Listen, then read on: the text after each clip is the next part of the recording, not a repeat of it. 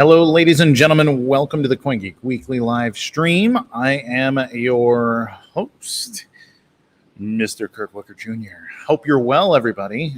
Tuesdays at 2 are when you can find me doing the show. If you're watching live, please like, subscribe, and hit the alert bell so you know every time we go live. I feel like my microphone's a little low. Does it sound a little better if I talk like this? Just let me know. So today we're going to do an AMA. That's an Ask Me Anything show. I really appreciate it when you fill the box with the questions. We have Mr. Oh, it does sound better if I do it that way. Maybe I'll adjust. Maybe it can come. It's so directional. I need like a box. Maybe I can rest here. Party foul. All right. You know what? I'm going to do this. We're going to make this work. I just hope I don't spill my drink. All right. So I will talk through the mic because I think audio is a little bit more important than the video. This is what they tell you when they tell you how to set up a really good podcast. So, okay, focus, Kurt. You're live on the air.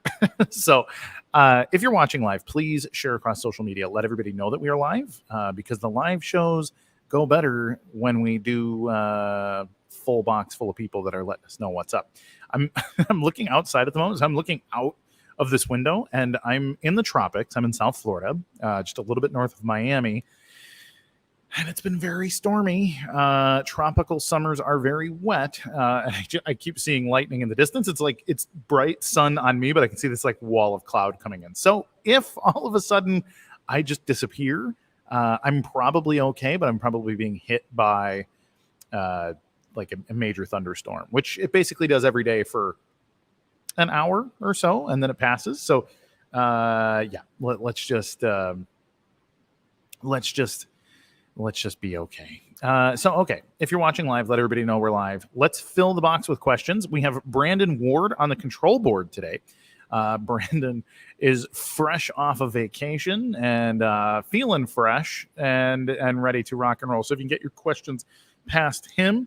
Alex Moon is not here this week, but he's not back in Thai prison. He paid his debts to society, and he is working on all kinds of other things. The world needs Alex Moon to be doing what he's doing. So everybody, not going to be happening this time. But Mr. Moon, I see you waving in the box. So good to see you, Mr. Moon. I hope you're well. So I'm going to start as you fill the troll box with questions, and let's fill them up. I'm going to start with a little bit of a personal update. So I've been fresh off of the LBC, London Blockchain Conference. I took the family to Germany. We went and did a bunch of stuff. We hung out in Berlin. We hung out in Amsterdam for a while. Did a lot of really fun stuff. And so a lot of you people know I do Brazilian Jiu-Jitsu and mixed martial arts as like my other subculture side passion thing that I do all the time. And I have been working, so I've been doing it for like 13 years. This is like my, right, 13 years? Yeah, it was 2010. So yeah, 13 and some change. And so my goal was always at some point, like when I like quote unquote retire, that I'd probably end up opening a gym. Like I will teach jujitsu as a way to like keep myself active and do a thing and whatever else. But during the pandemic, as a lot of, same with a lot of people, gym situation shut down. It made me, I had to like move around a bunch. So I switched gyms 3 times in 3.5 years because basically COVID politics and then ultimately moving to Florida. But it turned into like, I also had my kid and some other stuff. And I put on a bit of weight. Now I used to be, so I was like a 240 pound competitor. I'm 6'3" and I was a 240 pound competitor, which is, sounds heavy, but I was in good shape at 240 pounds. Well, my weight kind of kept creeping up and I got considerably chunkier. And then at the beginning of the year, I said, okay, I need to start to trim this back down. And I'm going to start lifting weights, like actually doing like Olympic lifting as my thing. Now, I had done this in spurts before, but I've never done it like really, really consistently. So this January, as a lot of people do for their New Year's resolution, they're like, you know what? I'm going to go to the gym. Well, I did it, and I have stayed doing it every morning for now more than 6 months. It's officially July. Actually, we're nearing the end of July, but we started like 2 weeks into January. So I crossed my 6 month threshold. I'm down about 20-ish pounds from my very peak. And I'm also like all my numbers are better. My squat numbers are better. My bench press numbers are better. My deadlifts, everything across the board, much better. And it's starting to pay dividends in my jiu-jitsu. So when I'm sparring, I just feel notably stronger too. So a lot of fun. So I just want to give a word of encouragement completely outside of the Bitcoin stuff. If you have like a fitness goal, pursue that. This is good for you. I feel like more mentally clear. I feel more physically dominating. Not that I didn't feel physically dominating before as literally like gorilla build human, but yeah, so really good stuff. And so I just want to encourage you to take baby steps. Like, you're not always going to make a victory happen overnight. This is one thing, like now after 6 months, like I assumed I would be, even thinner than I am today, or maybe my weight would be lower, or some of my numbers might be higher. I'm actually super happy with my new weight, like my benchmarks on what I can lift. Like, that's great. But I always wish I could like trim down a little more, but I'm just like this fundamentally fluffy guy as a rule. But the baby steps, I'm sticking with it, and I'll continue to update. If I ever get like my 6-pack abs come all the way in, I'm sure I will share photos to the social media. But I'm not there yet. Still feeling chunky, especially after like the post. Like we did a vacation. I took 3 weeks traveling across Europe and eating and drinking and all the other stuff. So. But that's my story. We're gonna flip flop over here to Bitcoin stuff. Again, this is an Ask Me Anything show, so please fill the box with questions. We will go through them systematically. We can talk about anything, but I like the Bitcoin related topics. But we can talk about anything you want. If you want to talk about politics or personal stuff or relationship advice, or you want to talk about the history of anything, like we can touch on it. So go ahead and ask. The only thing we can say is no. And but yeah, let's rock and roll. Brandon has an ad, and then we will be right back. This is buybsv.com, the quick and simple way to buy Bitcoin SV. You can't miss it. It says a quick and simple way to buy BSV on buybsv.com. It's safe and secure. Within an hour, you'll own BSV digital assets, which means it's so quick and simple. So if you want to buy BSV, use buybsv.com. It does exactly what it says. All right. Love the music in those ads. So let's start firing our way here on these questions, Brandon. Let's bring up the first one. Drum roll, please. Jabba Frubby. There doesn't seem to be much base load volume on the BSV network at the moment. Yeah, I mean, it's a public network. People can come and go as they please, I think is how Satoshi phrased it in the white paper. But just like anybody participating in the network, nobody said you ever had to make a transaction. But if you'd like to make a transaction, by all means, you have every opportunity to. You can download a wallet. You can play trivially. It is a permissionless system, and you can do whatever you like, I think. So, yeah, is what it is. What is the most secure wallet to store BSV in? So this is an interesting question because I think the way the question is phrased kind of assumes that it's somebody's job to secure your wallet. I don't know that any of the wallets in the ecosystem are unsecure. Is unsecure a word, or is it insecure? Because when I say insecure, I immediately think about like emotional insecurity or like anxiety. So if something is not secure from a security, like does this maintain security situation, I always feel like that should be unsecure, but that might not be a word now that I think about it. So what is the most secure wallet in BSV? It's a complicated question because security exists on a continuum. Like no system is completely secure.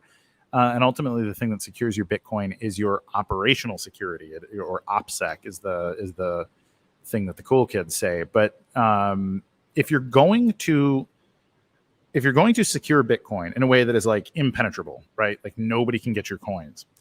What you want to do is you want to have a clean laptop. So literally reinstall the operating system, or actually, okay, format your hard drive so it's completely, nothing, brand new. Now upload your operating system, brand new operating system, and then download, using GitHub or something, Bit address or one of the other cold wallet generating pieces of software. Make sure it's all synced up. Make sure it works. You generate some private keys. Then you create a public key and you test it. Does Bitcoin go from public key 1 to public key 2? If it goes into the public key of the cold wallet that you created, immediately take that computer offline. Take the computer offline, write down your keys, make sure you have your keys backed up, encrypted or written on paper as a key phrase or whatever. From there, you're going to want to reformat that hard drive again and be done with it. Maybe throw the computer away. Actually, probably not. What you want to do is probably reformat that hard drive like twice and reinstall something else on it and use it for something completely different. So your wallet is not on that computer. Your wallet is on the blockchain, and your private keys work like a personal seal or an encrypted pen for signing transactions. And that's really all you need to ever use those coins again. But ultimately, you're generating those keys and you are keeping them offline forever. Like now, the best way to deal with like how to separate these keys, like let's say you wrote words on a sheet of paper, maybe tear that sheet of paper in half, put one half of it in a bank safety deposit box on one side of town and put the other in a bank safety deposit on the other side of town, or pick whatever other secure thing that you want to do as to where you're hiding your slice of your private keys. Now, you can also do this digitally. You can take like a flash drive, for example, and you can have your private keys split in half, like you divide it after the first 20 characters or something like that, and then you encrypt that and put it in a digital file on a thumb drive, and you put that in a bank safety deposit box, or you just keep it in your desk drawer. Ultimately, then you need to remember your passphrase for your USB, your thumb drive, and that's about as secure as you can get.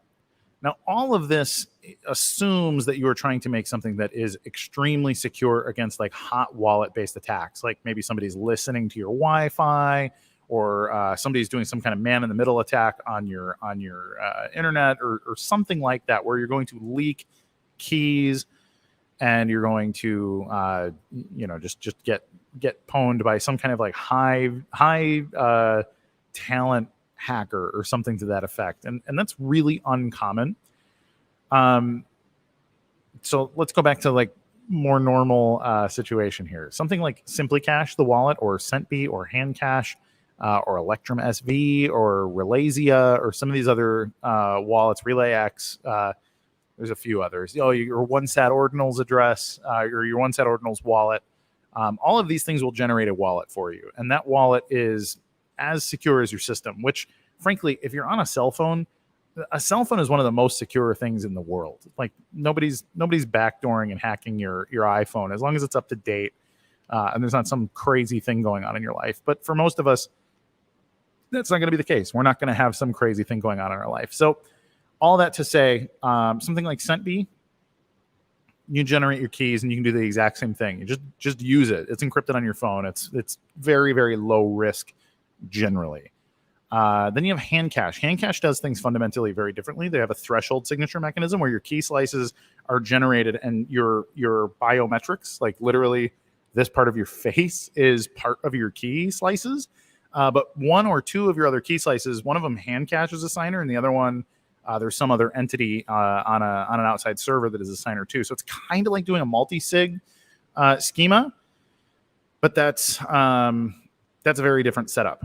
All that to say, again, security exists on a continuum. It is not any one like, oh, this is secure and this is not secure. It's more like this is, nuclear fallout level security, and this is like nuclear fallout security times 3.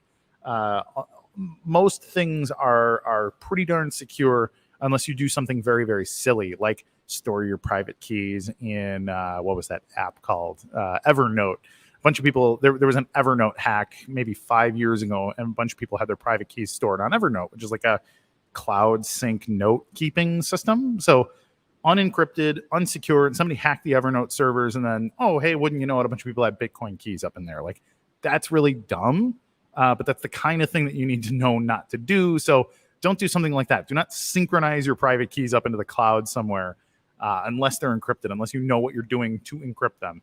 I guess also don't save them unencrypted in like your Google Drive or some of these other things. So that's my basic OPSEC security stuff. I hope that answers your question.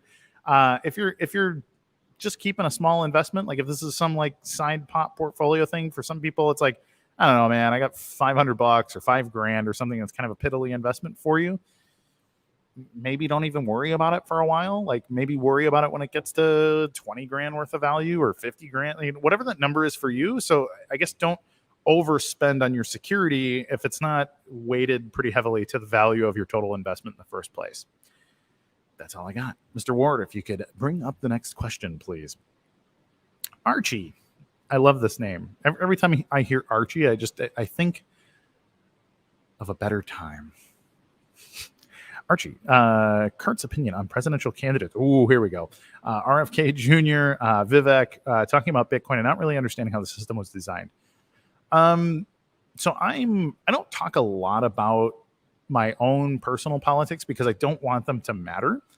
And I'm kind of apolitical. I'm kind of a secessionist, but not in a militant sense. Like I'm just kind of, I always say I don't like playing the game Monopoly, so I don't play Monopoly.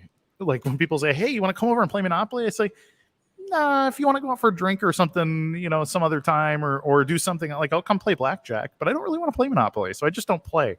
And this is the advice I give people about politics too. Like if you don't want to play the political game, or in my case, in some cases, like I don't necessarily consent to being governed and therefore I shouldn't play the game. It's a little tangential. I do not like Robert F. Kennedy Jr. Now, I know that's a little controversial because a lot of people seem to really like him because of the COVID stuff. And I like him on the COVID stuff. I think he is good on that issue. I like his clarity of thought. I like his leadership. I don't think he's electable for a couple of reasons, not the least of which is his voice. His voice is damaged in some way. And I don't know the details as to why, but presidential elections are popularity contests. And, people really like, presidential candidates that talk tremendously, or you get the Joe Biden, the kind of squinty, lost guy. I don't know if I do a Joe Biden impression. I'm not going to practice live on the air, but RFK's got this like hyper gravel going on in his voice. Like it sounds like he has like a vocal cord like stuck in his, or like it's like it's twisted or something. He's very, very gravelly. And kind of beat up, but he is good on the COVID issue, and then that extrapolates out to other issues that he's good on.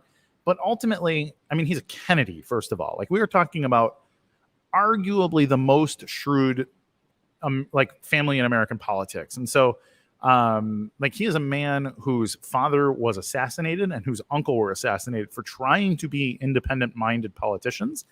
And so I think the fact that he is alive indicates that he is probably more in the Teddy Kennedy camp on a lot of things, and that he is likely some kind of controlled opposition character. And so, his politics on guns, not very good. His politics on, I'm a freedom guy, so he's a gun grabber. I don't like that about him. I've heard some of his stuff about, some of his surface level stuff because he's not getting real deep into things. So to bring it back to your question about Bitcoin, he talks about these things the way a lot of Republicans talk about these. We've actually got a bunch of Republicans talking about like the Ripple thing. It's like, well, here's a big victory. And, it's Republicans trying to quote unquote look good on the economy because they're seen as like, hey, we're the adults when it comes to like your basic economic freedoms, like low taxes, lower spending, and that kind of thing.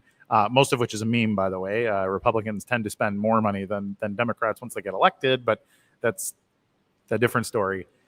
He's going to talk on a surface level about Bitcoin, much the same way as Vivek has. I think that's the right way to say that name. But when you hear their politics, it's surface level. I think an example I would give. So two things. I am kind of a gun guy. I carry. I go shooting semi regularly. I keep myself up to skill. Same thing with jiu-jitsu. I'm quite good at Brazilian jiu-jitsu. Like I understand mixed martial arts. I've coached it and all these things. Now, when I watch a movie and I see gunplay and martial arts, they look terrible to me. They handle the weapons poorly. They don't do realistic. They don't fight like people. They don't shoot like people. And it's because I'm something of, maybe expert is pushing it a little bit, but I know a lot more than most people. And so when I watch most movies, I say, oh, you're handling that weapon wrong. Your footwork's bad. Hey, you would have gotten punched by anybody that knows how to punch. Like these kind of things when I watch this. Now, I'm also something of a Bitcoin expert. And so when I hear a politician talking about Bitcoin, I get that same kind of like, oh gosh, that's not really how that works. But it's a pander, and they're going to pander in order to get elected. I'll tell you what, right now, RFK doesn't give a rat's ass about Bitcoin at all. He doesn't care. He cares about your votes. I also don't think he actually cares about COVID. If you look at his background, he is a very, very successful, what's the right term for it? I always want to say ambulance chaser, but he's an attorney. He's like a personal injury attorney, essentially. But he helped sue Big Pharma many years ago. Now that opened his eyes to, hey, there's a lot of crazy stuff going on in Big Pharma, but let's not act like he doesn't have some kind of major financial incentive to parlay himself into being a massive political figure as someone who stood up against Big Pharma, so that even if he doesn't get elected or any of these things, he has now raised the value of his reputation to go out there and probably sue for COVID vaccine injuries. If I had to guess, that's what he's actually up to. Like, who cares if he gets the presidency? He can earn $1 billion and nail down possibly the biggest lawsuit of all time if he can successfully spin this into, hey, Pfizer, Moderna, Johnson & Johnson, and these big companies colluded to harm people with this vaccine. So did they? I'm going to leave that up to everybody else to decide, but I'm guessing that's what RFK is thinking about. Now, as for Vivek, I have not looked into him nearly as much. I like him. I like the fact that he's young. I like the way that he talks. He seems to be a fresh face on some of these things, but same kind of thing. He's a politician. I don't expect him to understand Bitcoin any more than I would expect, Matt Damon to actually understand how to handle a firearm. And for the same reason, they're actors, all of them. I think that's it. I'm going to leave it there, and we're going to move on. So, next one, please. XRP ruling was odd. Do you think the judge purposely made an ambiguous, easily appealed ruling to soften the blow of the hammer of regulation that's coming? I am like super torn on this case, because I understand the arguments both directions for XRP being a security and XRP not being a security. And what I don't understand is the massive celebration that has occurred. I think crypto Twitter is like, this is like, we are literally scraping the bottom of the barrel on like human intellect here. Like crypto Twitter exploding with joy because XRP has been declared not a security. I still don't think that's clear. First of all, there's an appeals process. If you don't know this, everybody appeals every decision at this level. Okay. So we are not done. We are not out of the woods. And I say we very, very broadly. The way that this could go is some higher judge takes a look at it and says, hey, this isn't how this goes. The other thing is that Judge Torres really didn't determine. So she's talking about XRP being or not being a security in relation to a very specific type of sale between two very specific parties. And then very clearly said that my ruling does not apply to anything that occurred. I think it was after 2017, if I recall. And so we are talking about 5.5 or 6 years, somewhere between 5 and 6 years of trading and business and all these things where XRP is completely undetermined. That the evidence hasn't been looked at and there has been no ruling. Now, there's a really interesting thing. If I'm old enough to remember when XRP was not what you called the stuff. Everybody called them ripples. Ripple called them ripples. There used to be documents of Ripple calling them ripples. because ripples were the money. So X is the indicator for a commodity, right? Like gold is XAU when it's traded globally. Same thing with Bitcoin. Bitcoin used to be XBT. It used to be XBit. That's what the ticker used to be before BTC nonsense took over. So with XRP, it was X ripples. That was what the ticker meant. And so they very clearly, in my opinion, I think it's very clear that they wanted people to be confused about whether they were buying an asset or whether they were buying an equity or a security in Ripple, the corporation, because this benefits them. They are selling them to retail, which is fundamentally ignorant about how these things work. And I think they wanted to benefit from that as long as they could. And you know what? They did very well for themselves. Like if you look at, there was a time, I think it was in early 2018, where the largest holder of Ripple, and I forget which officer it was one of their officers at the corporation, was the richest men in the world. Just because we knew what his XRP holdings were. So when Ripple was at like $3 or $4 for that couple of weeks, he got the he was the more rich than Elon Musk and all of that kind of thing. So all of that totally tangential. I'm kind of me giving background stuff, but they used to call them ripples, and they used to some really really cool people used to call them ZERPs because this is the world we live in. And but it was so clearly a security, in my opinion. Like it's just crystal clear. So while I don't particularly like Gary Gensler and I don't particularly like the SEC, I actually agreed with their assessment of XRP in this situation. And so, I see the people commenting here. Yes, crypto Twitter's IQ is roughly 55, and they are celebrating too early. We actually don't know. It is unclear. They might celebrate, and frankly, I'm really happy for everybody that bought below the big green candle that exploded up. Like it's good to see wealth being made by people, but I see this being appealed. I see this going back, and ultimately I see them coming back and ultimately being decided that it is an illegal security offering. And frankly, I see the same thing coming to Ethereum and a whole bunch of other things. So, but ultimately, courts are crazy. As for what the judge did, purposely or not purposely, I actually think she was very, very conservative in what she said. I think she was careful with her wording. And crypto Twitter has blown it up because, there's that one line, like the asset itself is not a security contract. It's like, okay, that's not really what's being asked, but let's celebrate because we're all idiots. Next question, please. Have you tried COOM? I didn't get a notification, but just checked their site and it started loading. Gonna try it tonight when I get home. I have not. I hold a lot of cards. I am super excited about the game. I've been buying them myself. Even got a 1 or 2 as gifts from some people who said, "Hey, Kurt, we appreciate you." So if you want to send me COOM cards, you can send them to cash handle Kurt, and I'd appreciate it. No pressure. You don't have to. I don't need them, but I would love them. So no, but I the game looks cool.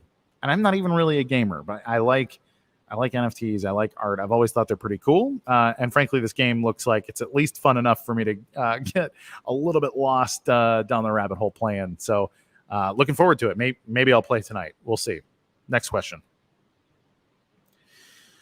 Kendra. Hey, Kurt, what's the significance of the upcoming meeting in regards to the Kleiman case? So the Kleiman case is... There's actually a bunch of threads going on in the Kleiman case. So there's multiple attorneys that allege they're the official representation for W&K Information Defense Research LLC. And there's all kinds of allegations of fraud, frankly, from both directions. And the case is spicy. Ultimately, I'm not sure what the next thing going on means long term, but I know it's one of these sort of linchpin, again, like is Craig Satoshi kind of evidentiary things. And if it plays out the way that it may, then that puts COPA in a weird position. But there's a bunch of stuff that have been there's a bunch of stuff that's kind of like a domino effect. Like, but we keep kind of resetting. We keep 3 forward, 2 back, and 4 forward, 3 back, and 3 more forward, and 5 back. And it's just like we kind of keep going back and forth on these things. But this is what I'm saying about everything going to appeals. And one judge saying one thing is not the end of it, not by a long shot. This is in the Ripple case. This is in the Kleiman case. This is in everything. So ultimately, I can't speak more to it. I do know a couple of things that I don't think I'm supposed to talk about, so I won't. But definitely keep your eyes and ears peeled. When I know I can talk about them, I'll probably reveal them on Twitter. And if it's really, really, really juicy, we'll do like a special live stream or something. Like we'll fire up, we'll go live, we'll tell you about it. Next one, Dima, what's up, my man? Where do you buy and sell your BSV in the U.S.? What is the most efficient way for you? So this really has been a real struggle. We used to use Bittrex. I've had a Bittrex account for, it's got to be at least 2016, maybe even a little earlier. So them leaving was a big like, well, this sucks. Like I was fully KYC'd over there. I had my trading history. It was a useful place for me. I was a fan of Bittrex, and then it just big disappointment when they went away. Now the hand cash option kind of keeps coming and going for buying. Kind of a pain in the butt over there too. Then you have you can buy Tether, you can buy BTC or BCH or something on Coinbase, and you can go trade it on some offshore bucket shop kind of whatever. I've never really liked KuCoin, and I've, for the last 5 years, like if I'm going to publicly criticize Bitfinex, I don't really want to be doing like business at Bitfinex and that kind of thing. So that's a really hard one. My only, and frankly, I think the only option we have right now is RockWallet. We had Steve on the show like a month ago. Steve is the CEO. I think he's the CEO of RockWallet, and it's a really good option. RockWallet basically has an OTC desk behind it. Like there's some automated trading. Like I can't remember what the limit is. It's relatively small. I think it's like $1,000 or something. But if you wanted to do like $20,000 or $50,000, you can reach out to their OTC desk. If you want an introduction, you can actually DM me. I can probably hook you up with them too. But that's what I do personally, and that's what Gorilla Pool does whenever it needs to make a transaction, because we accept at Gorilla Pool, people can pay us in Bitcoin or Tether or a couple of other things, and then we will transfer it to whatever like Bitmain or whoever is accepting at the moment for us to make our bulk orders. So it's a little bit hacky and there's some fees involved, but frankly, it's the only thing we can do in a lot of situations. But yeah, they do a really good job. RockWallet is even when they screw up, they're super like instantly own it. Like, oh, you know what? Hold on, let me fix it with you on the phone. And they're just like, go at it. The customer service is really great, and I kind of. Again, I've never been paid by RockWallet or anything like that, but they really, really care about their reputation and they're doing a good job. So I think RockWallet is your only place to do it. But it's also kind of limited, and it's not because of them. It's because like Silvergate Bank and who are the other ones? Prime Trust and all these banks that were kind of doing the on-ramp, off-ramp stuff. They've all been either folded completely or they've turned off crypto related things, and it's been rough. It's been a rough year, not just for BSV. It's really been a rough year for Americans. Period. I see somebody else mentioning CoinEx. I used CoinEx too. CoinEx was great. Americans aren't allowed there anymore. So big pain in the butt, frankly. So hope that helps. Good luck to you. Next question, please, Mr. Ward.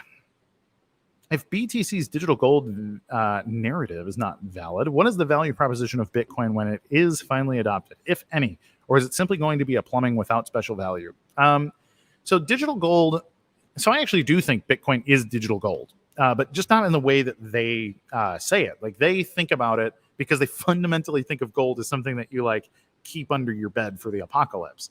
This is not what gold is used for, and it's not what makes it valuable. The reason gold is valuable is several fold. One of them is electronics. Right now I am communicating to you through various types of gold. My computer has gold in it. My microphone has gold in it. My camera, which lens is it? Is it this lens? This lens? This lens? Which freaking lens is it? This is ridiculous.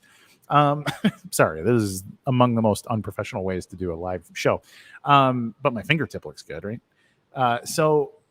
No, there's gold in all these things. Like we are communicating through gold. Gold is super valuable because it's non-corrosive and because you can stretch it really, really, really, really, really thin, and it's still super functional. So that's amazing. Like, it literally allows the ability to communicate and all kinds of things. There's also all kinds of other industrial applications. Like, it's used in all kinds of lenses and all kinds of really important, like, laser equipment, surgical equipment. Like, gold is super, super valuable to the economy.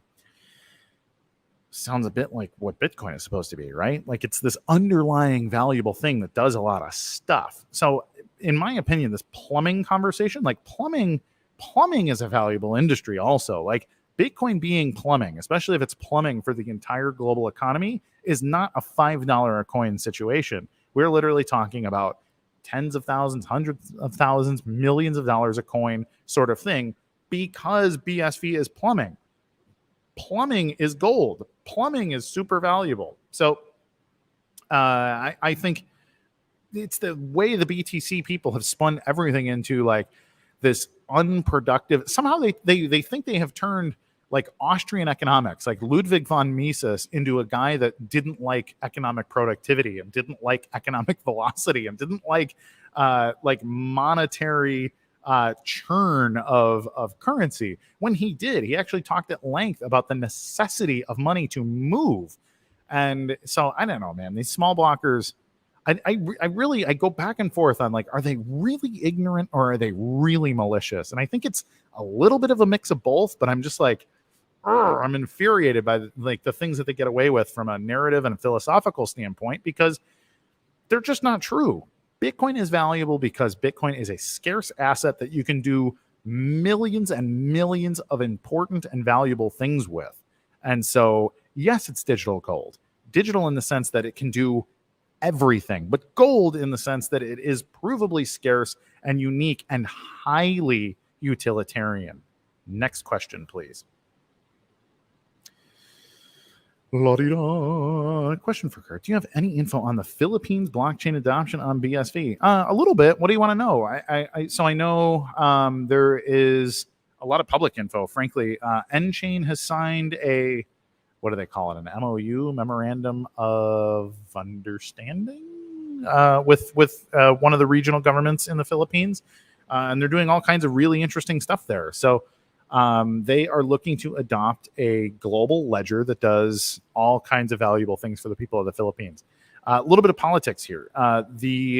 The president of the Philippines is a second generation, he's like a legacy political figure. His father is remembered for bringing fintech of any kind into the Philippines. So this is like internet technologies and things.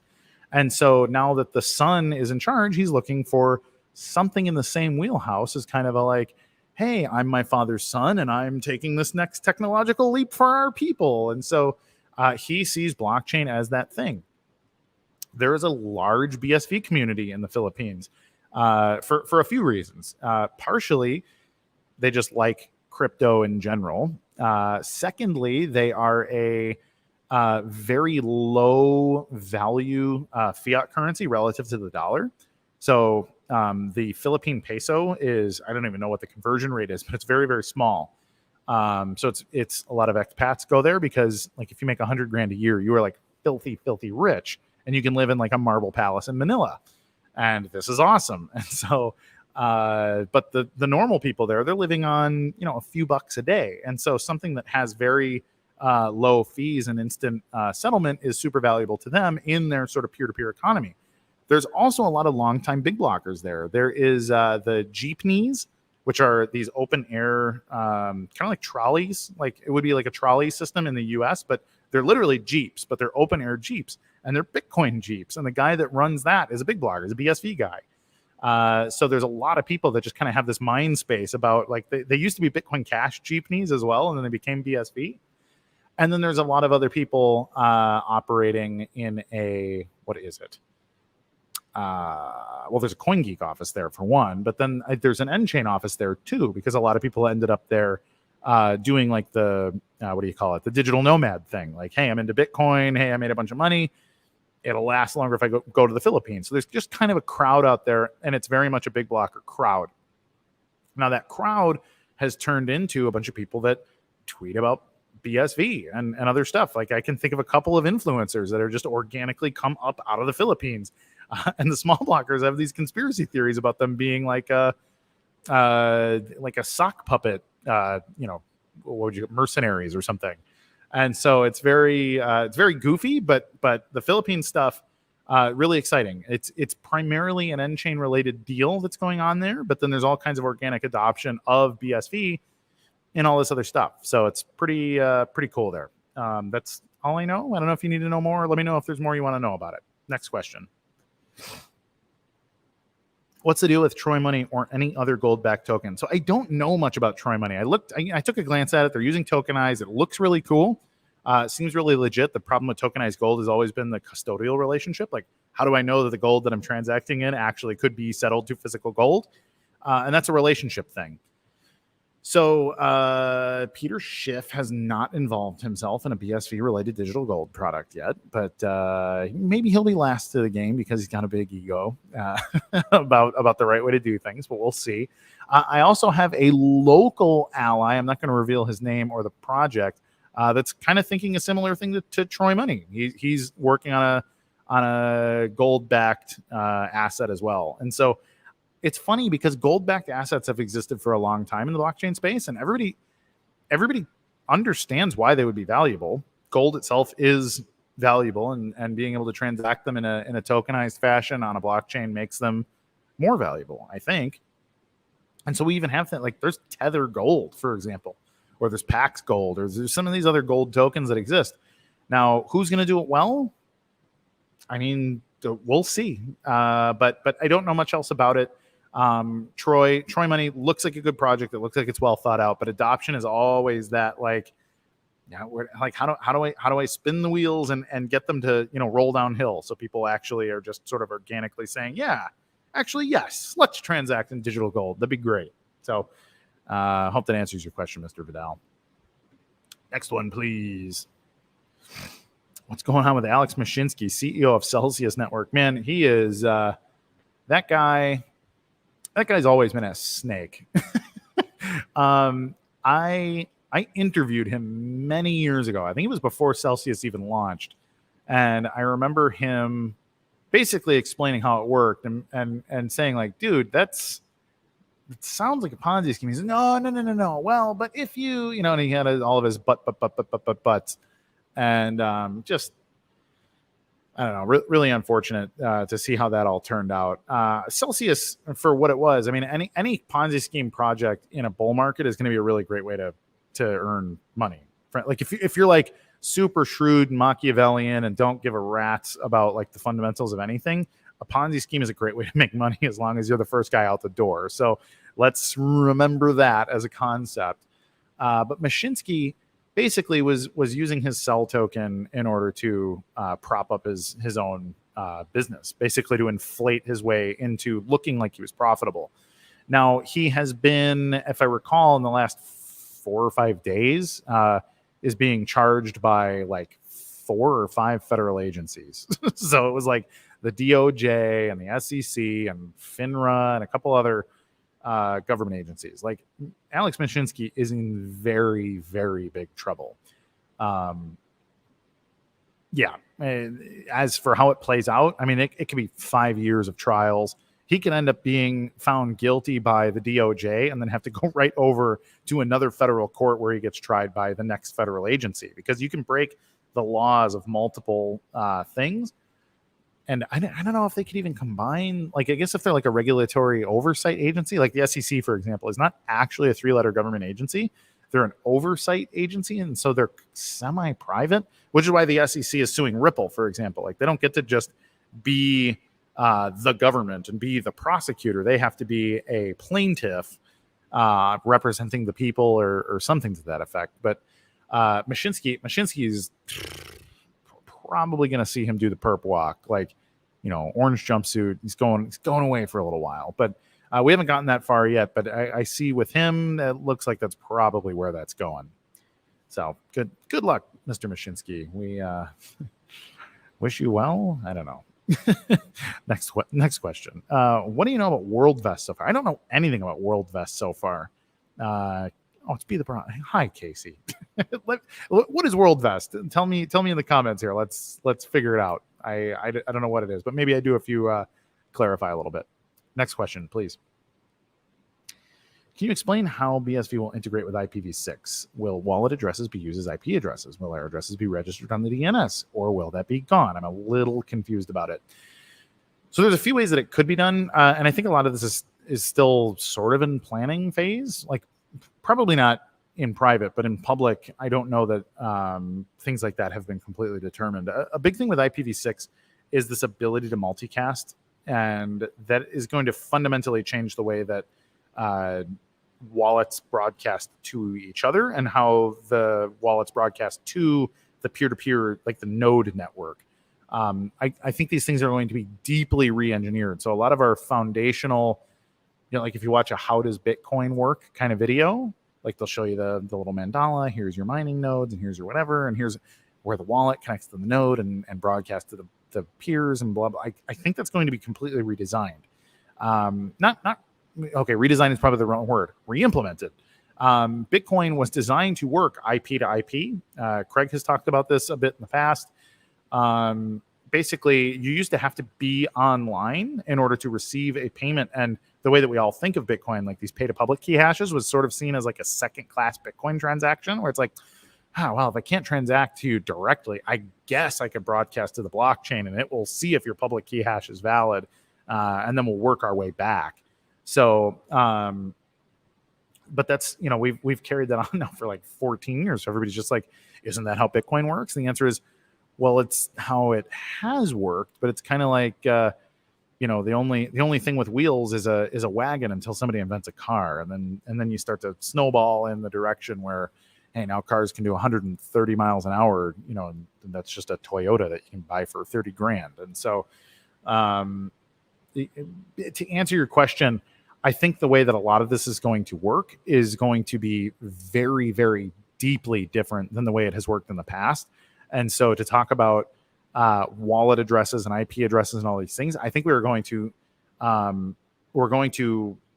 really, like, it's going to be complete paradigm shift. Like, it's bigger than, oh, hey, let's do this thing peer-to-peer and let's have this other thing be replaced by something else. I mean, we're talking about like literally redesigning the whole stack, like top to bottom. And so this means Terranode. This means basically the way that all wallets connect to all systems. Like, this is very different. So basically stay tuned. I actually do know how some of this works because I'm kind of friends with all the engineers that are working on this stuff, but a lot of it we want to keep close to the vest because it's like, it's quiet for now, but basically be ready for your mind to be blown, because the stuff I've seen is very like, right. Why didn't we do it this way a decade ago? But that's all I can share. Next question, please. Kaki Frucht. What is your opinion on Brenton and team run spinning up another scalable blockchain from scratch instead of building on Bitcoin? So I really like Brenton as a person. Like, he is not just a super nice guy, and he is a super nice guy, but he's also a very respectable guy. Like, I think he is a person that genuinely has his heart in the right place. And he's hardworking, and he's smart, and he's got a lot of experience, and he's a family man. Like, I really like Brenton. And not in a trivial way. Not like, oh, he seems nice. It's like, I know Brenton. I've worked with Brenton a bit. Good guy. Why is he doing another blockchain instead of building on Bitcoin? I think, I mean, he's an engineer at heart. Like, he is an architect level engineer. And I think with the lessons that he learned from Run, like, what he really likes is he likes state. He likes simulated state. He was trying to simulate state with Run tokens from the very beginning. And he is, he's not wrong that it's cool. The problem is that when you try to simulate state in Bitcoin, you kind of lose on the scalability of Bitcoin. And so what he's trying to do, the way that he sees it, is that you kind of can't build a state system that is scalable if it's built as a Bitcoin system.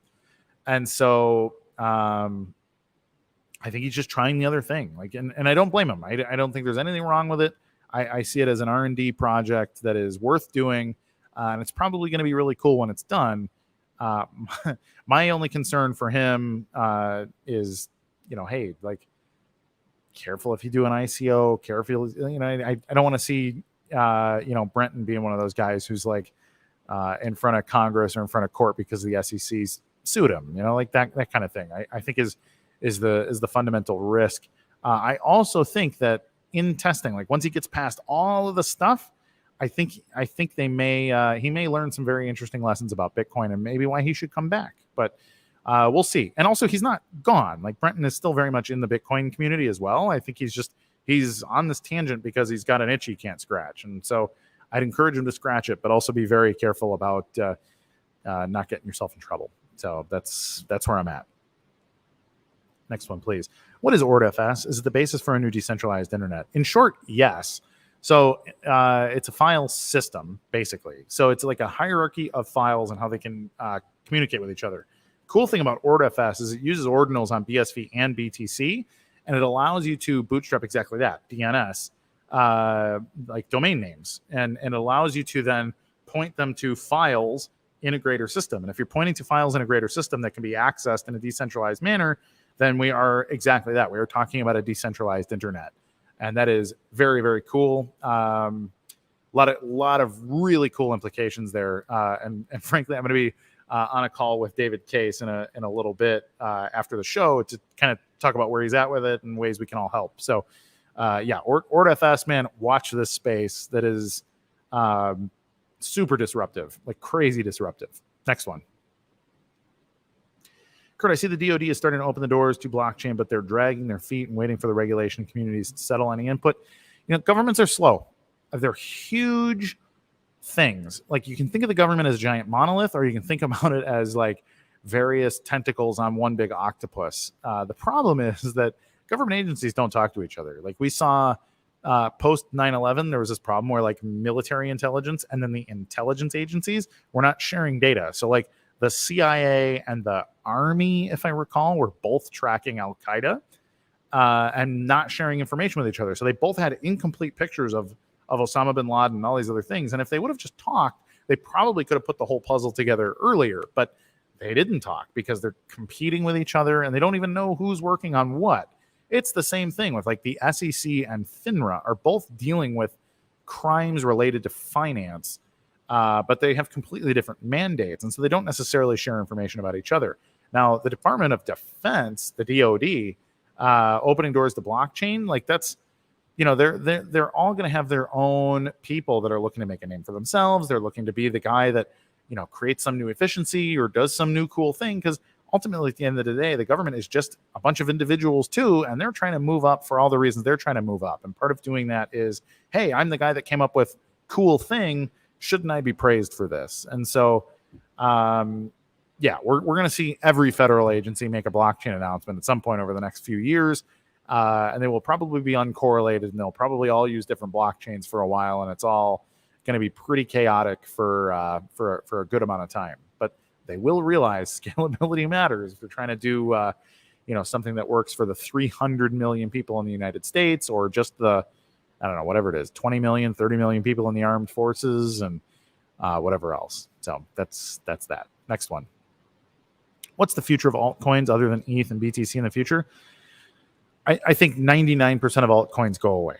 Like they fall into a niche, or they just stop being mined because there's no reason for them to exist. But there's also, like, if they're a proof of work coin and one person is mining them, like, they can also kind of persist forever in the way that like ham radio users persist. Like, I don't know how many of you people know that there are like thousands of people around the world that use ham radio, and they all talk to each other, and they all have like these handles, and they've been doing it forever. They've been doing it for like since basically post World War II. There's like ham people, and they get these little radios, and they have big antennas on their houses, and they all talk to each other.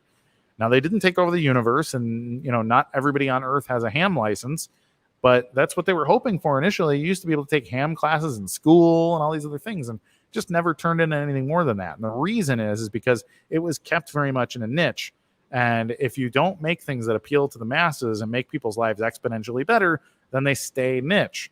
Ham radio is very niche and nerdy. I think altcoins are going to be that same kind of thing, very niche and nerdy. Maybe there's a few of them that exist, but they're always going to stay like that. Just to like, oh yeah, remember Monero? I'll be like, oh, actually, I think I still have some. Really? What's it worth? What can I buy with this? And then you know, whatever. Then you participate occasionally in that niche. But most altcoins are completely redundant to each other, and they will go away. Next question. To what extent do you see CBDCs being a threat to the success of BSV? You know, I've been warning people for 6 or 7 years that if we don't use Bitcoin as cash, that a CBDC is going to come. Like, there is only a certain amount of time where the window remains open before the federal government creates something that undermines this concept of a digital cash system that isn't CBDC. And maybe it's closed. Maybe we missed the boat. But I don't think so. CBDC, if it's on, like, it's not a blockchain if it can't be publicly audited. Like, everybody thinks they're going to get this figured out. Hyperledger, IBM, like, they were super bullish on their product until they realized, like, shoot, it does actually need to be distributed and public and proof of work and all these other things. And so I think CBDC projects will fail unless they are built on a scalable blockchain. And I think that's good for BSV because we have the most scalable public blockchain. So either it's all a good idea or it's not. And frankly, the way I see it is if BSV does not end up being the foundational network for everything, then no blockchain will, because maybe the idea just didn't make any sense. And CBDCs don't actually solve any problems if it's not on a public chain. And so, like, most of our money is already digital. Like, there's not cash in your bank account. Like, there's some, but it's not actually your cash. You have credits for like paper dollars. And so, like, what is a CBDC doing? It's just I don't know. It's really lame. The whole thing is a bad idea. Next question. I heard there's a lot more Ordinals inscriptions on BSV than BTC now. Yes, there are. There's like 25 million BSV inscriptions and like 17 million BTC. And the gap is widening. The crisscross happened a few weeks ago, and it is widening now. So, good stuff, right? Yeah, that's where we're at. We have about 2 minutes left, 2.5 minutes left. Do we have any other goodies out there that we want to answer? If anybody has any real spicy ones, I got Mr. Ward sending me private messages. No others, no questions. What do I do? I saw a few people asking. No, I'm not going to find it now. So, yeah. All right. Every Tuesday, 2 p.m. Eastern Standard Time. Casey, I see your responses too. The homesteaders have ham radios too. I think ham is awesome. I'm not criticizing ham. It's niche, and it will always be niche. Here we go. Documentary status. Documentary is in production. I'm consulting the documentary. I'm not like one of the guys that is all the way in and of the thing. The director has been chosen. He's awesome. I have talked to him. We've interviewed with each other. I have submitted my opinions on various things, but then it's out into other it's out in other people's hands. Like, I'm not intimately involved. I am involved. I'm in the room, but it's not my baby. So I don't know timelines and all this stuff. I know part of the timing on it is the fact that one of the cornerstones of the documentary is the lawsuits. And so while the lawsuits are still kind of up in the air, it's kind of like the resolution of the documentary is a little bit up in the air too. But that's really the only thing that I know here, and that's it. So we have less than a minute left. I'm Kurt Wookert Jr. Please let your friends know that every Tuesday at 2 p.m. Eastern Standard Time there is the CoinGeek Weekly Livestream. We're also talking about doing some interesting new stuff. I was talking to our editor-in-chief the other day about what else can we do at CoinGeek to kind of bring up the value.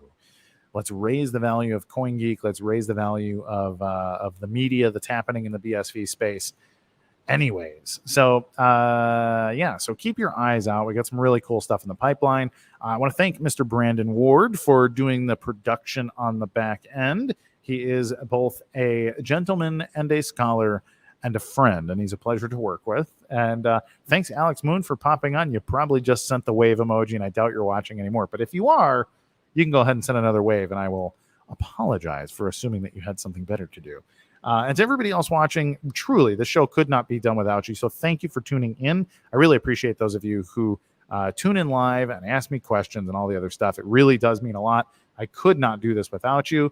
And let's see, anybody else? We got a incredible. Everybody, you guys are the best. Thank you so much. And always be good to each other. That's it. I'm done. Goodbye. Peace out. This is buybsv.com, the quick and simple way to buy Bitcoin SV. You can't miss it. It says a quick and simple way to buy BSV on buybsv.com.